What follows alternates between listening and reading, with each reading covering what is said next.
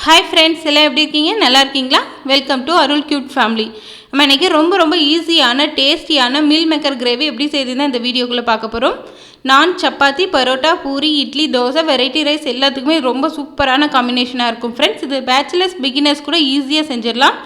இந்த வீடியோ பார்க்கறதுக்கு முன்னாடி நீங்கள் நம்ம சேனல் இப்போ தான் ஃபர்ஸ்ட் டைம் பார்க்குறீங்களா? அப்போ நம்ம சேனல் சப்ஸ்கிரைப் பண்ணிக்கோங்க. அப்படியே பக்கத்தில் இருக்க பெல் ஐக்கானை கிளிக் பண்ணிக்கோங்க. வாங்க இப்போ வீடியோக்குள்ளே போகலாம்.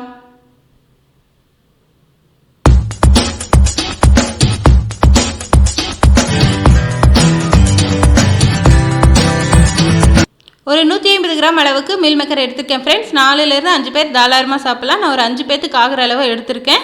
நீங்கள் உங்களுக்கு எவ்வளோ தேவையோ அவ்வளோ எடுத்துக்கோங்க. இப்போ நல்ல சுடு தண்ணி கொதிச்சிருக்கு. இதில் நம்ம போட்டு ஒரு 5 நிமிஷம் மீல் மேக்கரை ஊற வச்சிடலாம். 5 நிமிஷத்துக்கு அப்புறம் எடுத்து தண்ணியில் நல்லா ட்ரை பண்ணிவிட்டு குளிர்ந்த நீரில் 1லேருந்து 2 டைம் நல்லா வாஷ் பண்ணி அதை தண்ணியில் பிழிஞ்சு எடுத்து வச்சுக்கோங்க. நம்ம வானலை அடுப்பில் வச்சுட்டு ஒரு 2 டேபிள் ஸ்பூன் அளவுக்கு எண்ணெயை சேர்த்துக்கலாம். நல்லெண்ணெயாக இருந்தால் இன்னும் ரொம்பவுமே டேஸ்டியாக இருக்கும். எண்ணெய் காஞ்ச உடனே ஒரு 6 கிராம்பு, 2 பட்டையை குட்டி குட்டியாக கட் பண்ணி சேர்த்துக்கலாம். பட்டை கிராம்பு நல்லா வெடித்து வரட்டும். இப்போ பட்டை கிராம்பு வெடித்து வந்துருச்சு. நான் ஒரு 30லேருந்து 35 சின்ன வெங்காயம் குட்டி குட்டியாக கட் பண்ணி வச்சுக்கேன் ஃப்ரெண்ட்ஸ். அதை சேர்த்துக்கிறேன். நீங்கள் பெரிய வெங்காயம் கூட சேர்த்துக்கலாம். சின்ன வெங்காயம் சேர்த்து செய்யும்போது எல்லா குழம்புமே ரொம்ப டேஸ்டியாக இருக்கும். அதுக்காக நான் சின்ன வெங்காயம் சேர்த்துருக்கேன். அது மட்டும் இல்லாமல் இதில் இம்யூனிட்டி பூஸ்டரும் அதிகமாக இருக்குது. இந்த வெங்காயம் சின்ன வெங்காயம் பூண்டு சேர்த்து செய்யும்போது உங்களுக்கு இம்யூனிட்டி பூஸ்டர் வந்து அதிகப்படுத்தும். ஒரு கொத்து கருவேப்பிலை சேர்த்துக்கலாம்.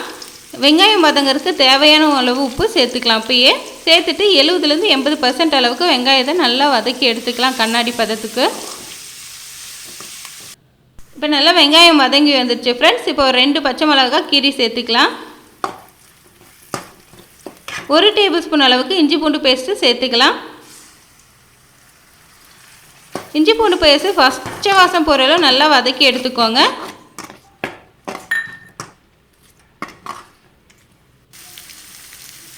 ரெண்டு பழுத்த தக்காளியை நான் மிக்சியில் சேர்த்து ஒன்றா பாதியாக அடித்து எடுத்துருக்கேன். அதை சேர்த்துக்கிறேன். நீங்கள் குட்டி குட்டியாக கட் பண்ணி கூட சேர்த்துக்கலாம்.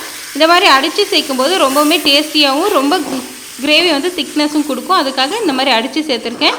இந்த மாதிரி ஒரு முறை ட்ரை பண்ணி பாருங்கள்.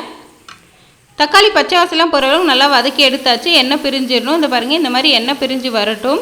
அதுக்கப்புறம் இதில் மசாலா பொருள் சேர்த்துக்கலாம். 1/4 டீஸ்பூன் அளவுக்கு மஞ்சத்தூள், 3/4 டீஸ்பூன் அளவுக்கு மல்லித்தூள், 3/4 டீஸ்பூன் மிளகாய்த்தூள்,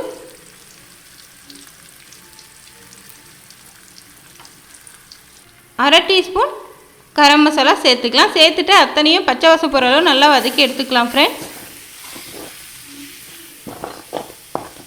அடிப்பிடிக்காமல் நீங்கள் பச்சை வாசம் போகிற அளவு நல்லா வதக்கி எடுத்துக்கோங்க. இப்போ நமக்கு பச்சை வாசம் போயிடுச்சு. எண்ணெய்லாம் பிரிய ஆரம்பிச்சிச்சு.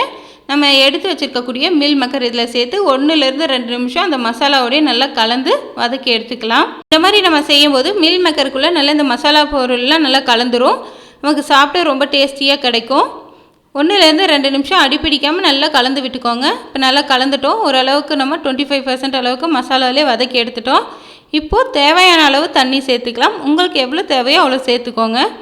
நான் 1 கப்பு போல் சேர்த்துக்கிறேன்.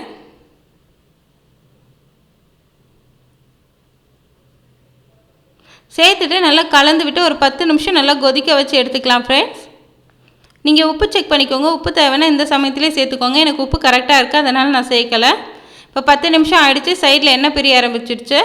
3 டேபிள் ஸ்பூன் துருவன தேங்காய், 1/2 டீஸ்பூன் சோம்பு நல்லா ஃபைன் பேஸ்ட்டாக அரைச்சி வச்சுருக்கேன். அதையும் இதிலே சேர்த்து ஒரு 10 நிமிஷம் போல் நம்ம மிதமான தீயில் வச்சு நல்லா கொதிக்க வச்சு எடுத்துக்கலாம் ஃப்ரெண்ட்ஸ். நம்ம அந்த மாதிரி செய்யும்போது நமக்கு கிரேவி திக்னஸ் கிடைக்கும். உங்களுக்கு தேங்காய் வேண்டான்னா நீங்கள் ஸ்கிப் பண்ணிக்கலாம். ஒரு 10 நிமிஷம் போல் நல்லா கலந்து விட்டுக்கோங்க. 10 நிமிஷம் கழித்து மல்லி இலையை தூவி நீங்கள் ஸ்டவ் ஆஃப் பண்ணிக்கலாம். நீங்கள் சப்பாத்தியோட சைட் டிஷ்ஷாக வச்சு சாப்பிடும்போது அவ்வளோ ஒரு அட்டகாசமாக இருக்கும் ஃப்ரெண்ட்ஸ். இந்த வீடியோ உங்களுக்கு பிடிச்சிருக்கும்னு நினைக்கிறேன். கண்டிப்பாக இந்த வீடியோ பிடிச்சிருந்தா கீழே ஒரு லைக் பண்ணுங்கள். அதே போல் நிறை குறை எதாக இருந்தாலும் கமெண்ட் பண்ணுங்கள். உங்கள் ஃப்ரெண்ட்ஸ் அண்ட் ஃபேமிலி மெம்பர்ஸ்க்கு ஷேர் பண்ணுங்கள். அதே போல் நீங்கள் நம்ம சேனல் இன்னும் சப்ஸ்கிரைப் பண்ணலையா? அப்போ நம்ம சேனல் சப்ஸ்கிரைப் பண்ணிக்கோங்க. அப்படியே பக்கத்தில் இருக்க பெல் ஐக்கானை கிளிக் பண்ணி ஆல்ன்ற இடத்துல வச்சுக்கோங்க.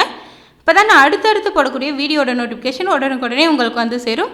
ஓகே ஃப்ரெண்ட்ஸ், நான் மறுபடியும் அடுத்த வீடியோவில் உங்களை பார்க்குறேன். பாய்.